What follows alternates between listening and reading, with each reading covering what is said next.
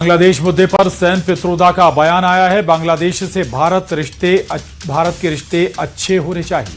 बांग्लादेश के आंतरिक मामलों में दखल ना दे भारत, ये भी सैम पित्रोदा ने कहा। साथ ही साथ भारत में अंदरूनी मसलों में कभी दखल नहीं दिया, ये बयान उन्होंने दिया है। सैम पित्रोदा ने कहा कि बांग्लादेश के साथ संतुलन बनाए रखना जरूरी है।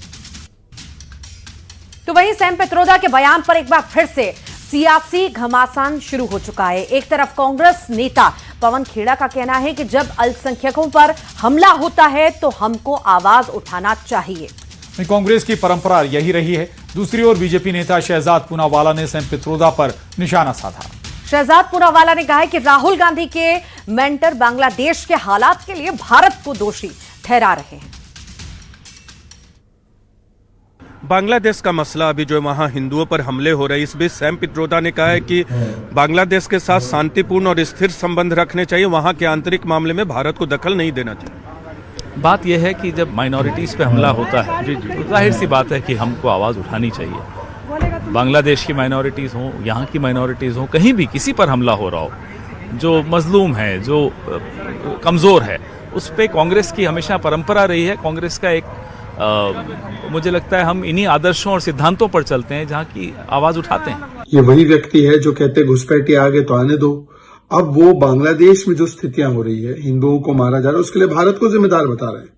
सोचिए, दिग्विजय सिंह, राशिद अल्वी, हुसैन दलवाई और अब ये एक फॉल्स इक्विवेलेंस ड्रॉ करना, एक्शन रिएक्शन बताना, भारत को ही बदनाम कर देना और भारत को दोष देना, ये किस प्रकार के लोग हैं?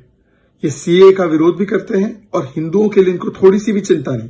सरकार ने स्ट्रांग स्टैंड लिया है कि जो बांग्लादेश में हो रहा है हिंदुओं के साथ वो बहुत गलत है, परंतु ये जमात पूरी व्हाइट वॉशिंग, लीपापोती कर रही है वोट बैंक के नाम पर। बेशरम लोग हैं। और बांग्लादेश में अल्पसंख्यकों पर हो रहे हमलों के बीच ढाका में एक बड़ी राजनीतिक और सामाजिक मांग सामने आई है। शाहबाग में आयोजित राउंड टेबल बैठक में बांग्लादेश हिंदू बौद्ध ईसाई यूनिट काउंसिल ने 2026 चुनाव से पहले लोकतांत्रिक दलों से 10% नामांकन कोटा देने की मांग की है। संगठन ने संसद में अल्पसंख्यकों के लिए 60 आरक्षित सीटों की भी मांग रखी। बैठक में धर्म निरपेक्ष शासन, समान अधिकार, सुरक्षा, धर्म के दुरुपयोग पर रोक और चुनाव के दौरान पूर्ण सुरक्षा को लेकर 8 सूत्रीय एजेंडा पेश किया गया।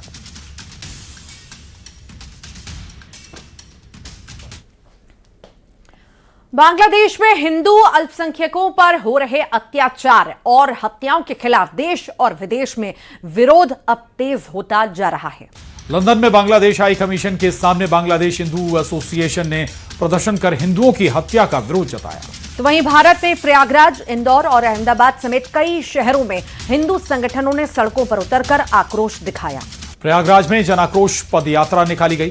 इंदौर में बीजेपी कार्यकर्ताओं ने प्रदर्शन किया, जबकि अहमदाबाद में भी प्रदर्शन किया गया। प्रदर्शनकारियों ने बांग्लादेश में हिंदुओं की सुरक्षा की मांग उठाई है।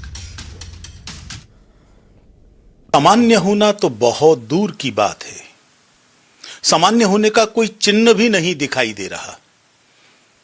हिंदुओं के खिलाफ हिंसा थमने का नाम नहीं ले रही। आपके पास केवल 2 के समाचार आए हैं और भी दसियों हिंदुओं की हत्या वहां पर हो चुकी है। इस तरह के पुष्ट अपुष्ट समाचार मिल रहे हैं। बांग्लादेश हुकूमत अपनी रियाया को लगाम दे और इस किस्म की हरकत न हो, इसकी गारंटी दे कि हम वहां पर किसी भी अक़लियत की मॉब लिंचिंग या उनको परेशान करना, सताना, इस किस्म की कोई हरकत हम नहीं करेंगे। ये हुकूमत को चाहिए कि वो अपनी रियाया को लगाम दे, वरना फिर हिंदुस्तान का मुसलमान बांग्लादेश के खिलाफ सदा एहतिजाज बहुत सख्ती के साथ बुलंद करेगा। और मध्य प्रदेश कांग्रेस के दिग्गज नेता कहे जाने वाले दिग्विजय सिंह इन दिनों अपने बयान को लेकर सुर्खियों में। दिग्विजय सिंह ने संघ की तारीफ क्या कर दी, कांग्रेस में हाहाकार मच चुका है। लेकिन इस बीच दिलचस्प बात यह भी देखने को मिली कि कांग्रेस नेताओं के बयानों में ही दो फाड़ हो गया। कई नेता जहां खुले मन से दिग्विजय सिंह की नसीहत को अपनाते हुए नजर आ रहे हैं, तो कहीं पर कुछ विरोध भी कर रहे हैं। बताएंगे पूरा मामला, लेकिन उससे पहले दिग्विजय सिंह के कुछ बयान देखिए आप। बता दें आपको, दिग्विजय सिंह के अलग अलग बयान समय समय पर सामने आते रहे हैं और दिग्विजय सिंह पहले भी विवादों में रहे हैं अपने बयानों को लेकर। और एक बार फिर वो जब चर्चाओं में तब आ गए जब उन्होंने आरएसएस की जमकर तारीफ कर दी। तो सबसे पहले दिग्विजय सिंह ने 19 दिसंबर को एक पोस्ट किया जिसमें उन्होंने लिखा कि मैं आरएसएस की विचारधारा का विरोधी हूं। उन्होंने लिखा, मैं पीएम की कार्यशैली नीतियों का विरोधी हूं। मैं उनके संगठन की मैंने तारीफ की थी। सीडब्ल्यूसी में मुझे जो कहना था वो कह दिया है। प्रियंका गांधी का प्रस्ताव लागू किया जाए, ये भी बात जो है उनके द्वारा कही गई। और इस पोस्ट के बाद 27 दिसंबर यानी कि कल एक और पोस्ट सामने आया जो कि एक तस्वीर को साझा करते हुए किया गया था।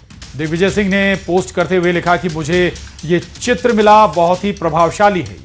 किस प्रकार आरएसएस का जमीनी स्वयंसेवक और जनसंघ का कार्यकर्ता नेताओं की चरणों में फर्श पर बैठकर प्रदेश का मुख्यमंत्री और देश का प्रधानमंत्री बना, ये संगठन की शक्ति है। ये बयान दिया दिग्विजय सिंह ने।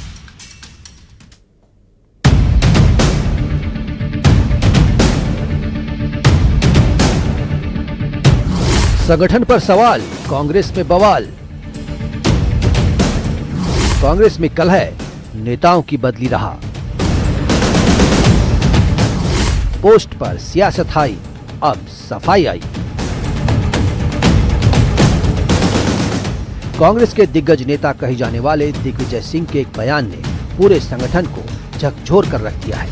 एक तरफ जहां नेताओं ने सफाई वाले बयान देने शुरू कर दिए, तो वहीं कुछ लोगों ने अब खुलकर समर्थन देना भी शुरू कर दिया, जिसके बाद से सवाल खड़े हो रहे हैं कि क्या वाकई एक बार फिर कांग्रेस गुटबाजी से जूझ रही है।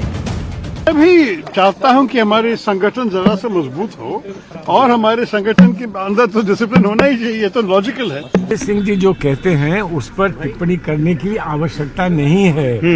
दिग्विजय सिंह जी जो बहुत अनुभवी नेता हैं, वो जो कहते हैं वो उसको समझने की कोशिश। आरएसएस से सीख लेने की जरूरत है। जी नहीं, नेताओं ने एक ही बात को रखा, कैसे पार्टी को और मजबूत किया जाए। आने वाले समय में चुनाव है, असम में है, केरला में, उस पर पार्टी कैसे जीते। ऐसा कुछ नहीं कहा है, मैं उस प्रकरण में नहीं पढ़ना चाहता। उस चीज में ऐसी कोई बात उसने नहीं कही है, लेकिन यह है कि कांग्रेस पार्टी में सब एकजुट है। आज दिग्विजय जी भी थे, शशि थरूर जी भी थे, सारे लोग थे, सब एकजुट पार्टी के साथ सब। इस बीच मध्य प्रदेश और छत्तीसगढ़ के नेता भी कहीं न कहीं दिग्विजय सिंह का समर्थन करते नजर आए।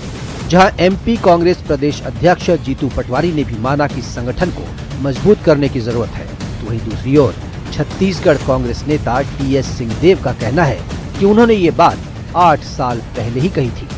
कायम रखने के लिए कांग्रेस को मजबूत करने की आवश्यकता है, कांग्रेस के संगठन को मजबूत करने की आवश्यकता है, कांग्रेस के संगठन को घर घर ले जाकर ग्रामीण स्तर पर, बूथ स्तर पर कांग्रेस को मजबूत करने की आवश्यकता है। एक समय था कि कांग्रेस की 36-37 जो हमारे राज्य या यूनियन टेरिटरीज हैं उसमें 20, 23, 24 जगह हमारी सरकारें थी। तो ये अंतर अगर है तो चिंतन की तो जरूरत है। कांग्रेस में संगठन पर उठ रहे सवालों को लेकर बीजेपी ने कहा कि कांग्रेस में 2 फाड़ क्लियर हो चुके हैं। राहुल कैंप और प्रियंका कैंप आमने सामने आ गए हैं। कांग्रेस में अब 2 फाड़, 2 गुट क्लियर हो चुका है। एक है राहुल कैंप और एक है प्रियंका कैंप, और लगातार राहुल कैंप के ऊपर हमले किए जा रहे हैं। राहुल में कोई भरोसा नहीं बचा। राहुल के खिलाफ नो कॉन्फिडेंस मोशन पारित करने का काम एक के बाद एक कांग्रेस लीडर्स कर रहे हैं। दिग्विजय सिंह का बयान और उस पर मिल रहा पार्टी के नेताओं का समर्थन ही काफी कुछ बयां कर रहा है। इस बीच सामने आई ये तस्वीर भी बहुत कुछ जग जाहिर कर रही है। ऐसे में सवाल यही कि क्या वाकई कांग्रेस में सब कुछ ठीक है। Report news 18।